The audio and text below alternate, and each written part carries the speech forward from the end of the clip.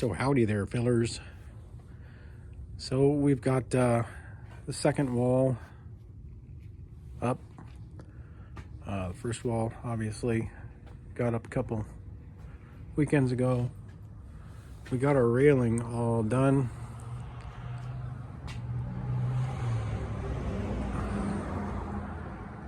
Five layers of plywood all the way around until we get over to Yahtzee. So right in here, this is where the hatch is going to hinge, and I'm going to create a water channel right in here so that there's anything dripping out of the hinge, it's going to get caught here, hopefully run to here, and then I left this last layer off so that there's this little lip that's going to run all the way down, and we're going to have rubber seal is going to be pressing right here. So if we get water on either side, hopefully it'll just come straight down.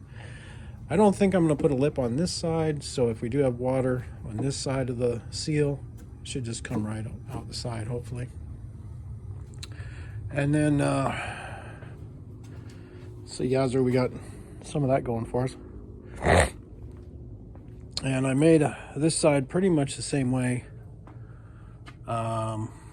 I did the same style of beams. I did these a little bit different with the sills. I made them out of plywood instead of actual 1x2s. And we got our header in, or a bridge, whatever you want to call it. I've been calling it a bridge in my head.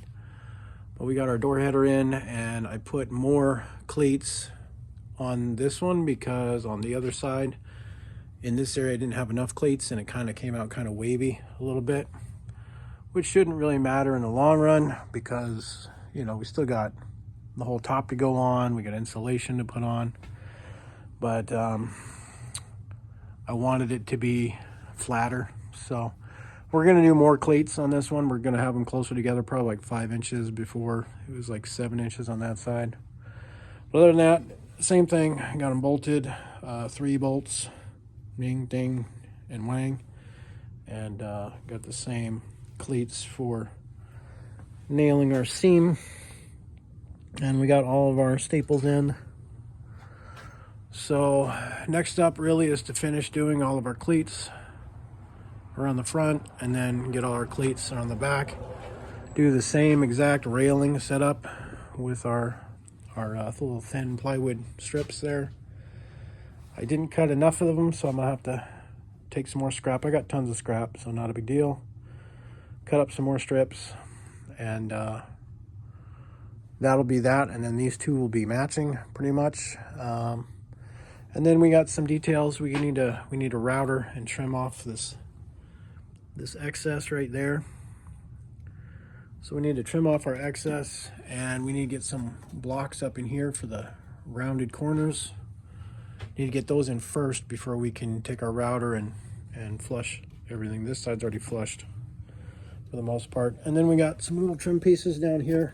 Need to go in down in there. Yazzer ways. And then of course we're going to need to do some lighting. We need a couple porch lights. We need a couple marker lights.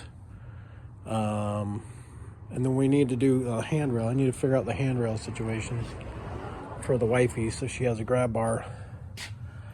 So I need to figure that out still. But other than that, once we get all that done, the walls should be pretty much done. And then, of course, once the rails are in, we can start putting the front on, start putting the top on.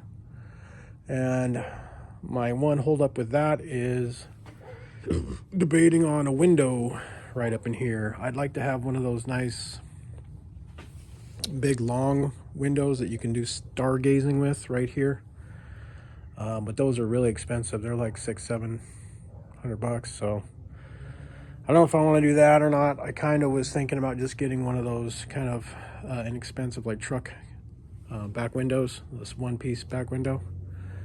But then that lets you look out, so you can check, you know, the front of the camper if there's people doing something, you know, so you can have some security window kind of deal.